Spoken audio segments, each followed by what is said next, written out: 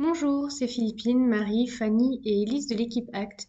Aujourd'hui, nous allons vous présenter une étude sur les préférences linguistiques des adultes autistes francophones menée en collaboration avec le Réseau international de recherche sur l'autisme U21. Ces dernières années, les discussions sur la terminologie appropriée pour parler de l'autisme se sont multipliées. Plusieurs études ont été réalisées, mais pour l'instant, elles s'étaient limitées aux pays anglophones. Nous ne savions donc que peu de choses sur les préférences dans d'autres langues, y compris en français. Les termes employés pour décrire les personnes autistes sont importants. Ils ne sont pas seulement descriptifs et peuvent avoir des conséquences dans la vie réelle, telles que créer et perpétuer une stigmatisation des personnes autistes. Nous étions donc intéressés à mieux comprendre quels sont les termes préférés des personnes autistes francophones pour parler de l'autisme.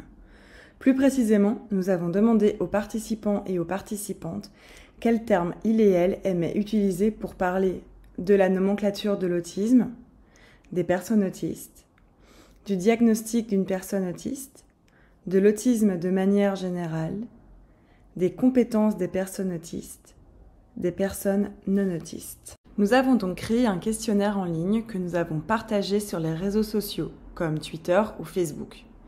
Au total, 541 participants et participantes francophones à travers le monde ont complété le questionnaire. Nous allons maintenant vous présenter nos résultats. Le terme préféré pour parler de la nomenclature de l'autisme est autisme, suivi de troubles du spectre de l'autisme, suivi de syndrome d'Asperger et enfin conditions du spectre de l'autisme. Pour parler d'une personne autiste, les termes préférés sont personne autiste et autiste, suivi de personnes neurodivergentes, suivi de personnes appartenant au spectre de l'autisme, personnes avec autisme et ASPI. Pour parler du diagnostic d'une personne autiste, le terme préféré est autiste, suivi de a un diagnostic d'autisme, suivi de est neurodivergent, neurodivergente et enfin a de l'autisme. Pour parler de l'autisme de manière générale, le terme préféré est différence neurologique cérébrale, suivi de handicap, suivi de trouble, suivi de condition et enfin maladie. Pour parler des compétences des personnes autistes, les termes préférés sont difficulté et différence, suivi de défi, suivi de performance plus basse, plus élevée, déficit, performance plus faible, meilleure et déficience. Pour parler des personnes sans diagnostic d'autisme, les termes préférés sont neurotypique, personne neurotypique et personne non autiste, suivi de non autiste, suivi de personnalistique, suivi de personne au développement typique, personne typique, participant, participante, contrôle, contrôle et contrôle simple. Pour mieux comprendre ces préférences, les commentaires libres des participants/participantes ont été analysés, révélant 8 thèmes principaux. Un premier thème est « L'autisme est inhérent à qui je suis ». Ce thème reprend les points de vue des participants/participantes sur les termes qui décrivent l'autisme comme inhérent à qui ils/elles sont, tels que « est autiste »,« personne autiste », plutôt que quelque chose de détachable ou quelque chose qu'ils/elles peuvent attraper comme une maladie, ce qui est véhiculé par des termes tels que « personne avec autisme » et « a de l'autisme ». Selon ces participants/participantes, l'autisme est un attribut inhérent tout comme être roux ou petit. Cependant, si ces personnes considèrent l'autisme comme une partie intrinsèque de leur identité, elles soulignent également qu'elles ne sont pas seulement autistes, tout comme quelqu'un n'est pas seulement roux ou petit. Un deuxième thème est l'importance du contexte. Ce thème apporte des nuances importantes pour l'interprétation des préférences liées à l'autisme. Plus précisément, certaines participants/participantes ont indiqué qu'ils/elles aimaient le terme autiste pour faire référence à une personne autiste, mais uniquement lorsqu'il est utilisé par d'autres personnes autistes et non lorsqu'il est utilisé par des personnes non autistes, car ces dernières utilisent souvent autiste comme une insulte pour dénigrer une personne, même si elle n'est pas autiste. L'importance du contexte a également été évoquée par des participants/participantes qui ont expliqué que l'autisme n'est pas nécessairement handicapant, mais peut le devenir dans le contexte de la société.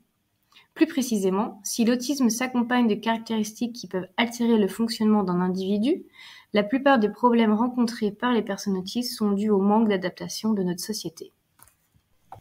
Un troisième thème est connotation négative. Ce thème reflète les points de vue des participants/participantes sur les termes associés à des connotations négatives, tels que les termes pathologisants, par exemple maladie, trouble, le contexte historique de Hans Asperger et les stéréotypes, par exemple Rainman, génie, qui véhiculent une image déformée de l'autisme ainsi que des besoins et capacités réelles de la personne. Un quatrième thème est « Problème de hiérarchie ». Ce thème reflète les positions des participants-participantes sur les termes qui divisent la communauté autiste en impliquant que certaines personnes sont plus ou moins autistes que d'autres, comme le terme syndrome d'Asperger et ses termes dérivés, Aspi et Asperger. Mais aussi sur les labels de fonctionnement qui impliquent une déviance par rapport à une norme non autiste, par exemple déficience, déficit, ou une distinction entre un meilleur et un moins bon fonctionnement, par exemple performance plus faible, meilleure. Un cinquième thème est « Ne minimisez pas nos difficultés ».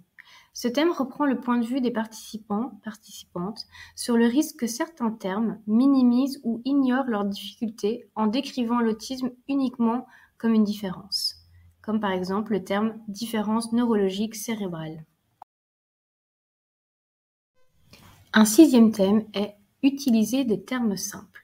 Ce thème reflète les explications des participants-participantes quant à l'utilisation de termes simples et directs tels que personne autiste et autiste, plutôt que personne avec autisme ou personne appartenant au spectre de l'autisme, qui sont perçus comme périphrastiques et alambiqués.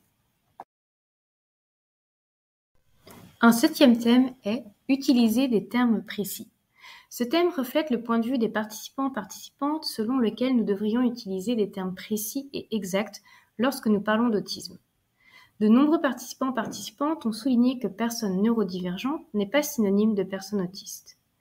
En effet, le sens du terme neurodivergent est large et englobe d'autres diagnostics que l'autisme.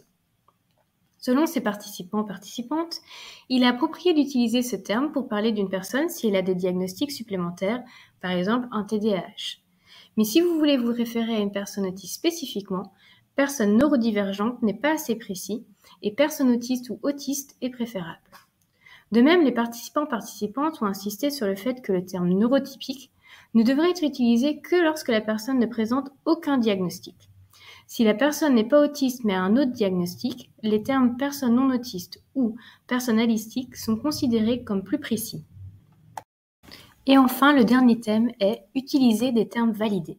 Ce thème résume les préférences des participants-participantes pour des termes qui sont cliniquement valides, tels que autisme et troubles du spectre de l'autisme. Outre le fait qu'ils n'aiment pas le terme syndrome d'Asperger en raison de ses connotations négatives et de sa hiérarchie implicite, de nombreux participants-participantes ont également indiqué qu'ils n'aimaient pas ce terme parce qu'il manque de validité clinique, puisqu'il ne s'agit plus d'une catégorie diagnostique dans le DSM-5. Nous sommes bien conscientes que les préférences rapportées ne sont pas représentatives de l'ensemble des personnes autistes. Cette étude n'a pas pour but de tirer des conclusions générales sur les préférences linguistiques des personnes autistes, mais bien de mettre en évidence certaines d'entre elles. Même si la priorité est toujours de demander à la personne elle-même ses préférences individuelles, cette étude souligne l'importance de réfléchir aux mots que nous utilisons pour refléter le plus fidèlement possible le vécu des personnes autistes. Les résultats de cette étude sont rapportés dans un article scientifique qui est actuellement en cours de révision. Lorsqu'il sera publié, vous pourrez le trouver sur notre site web dans la rubrique « Publications scientifiques ». Nous remercions à nouveau tous les participants et toutes les participantes qui ont contribué à cette étude. Cette étude a été menée par Philippine Guéland, Fanny Papastamou, Marie Bélanger et Élise Klein de l'équipe ACT, en collaboration avec Lydia Ekman, Connor Keating et Sophie Soden de l'Université de Birmingham.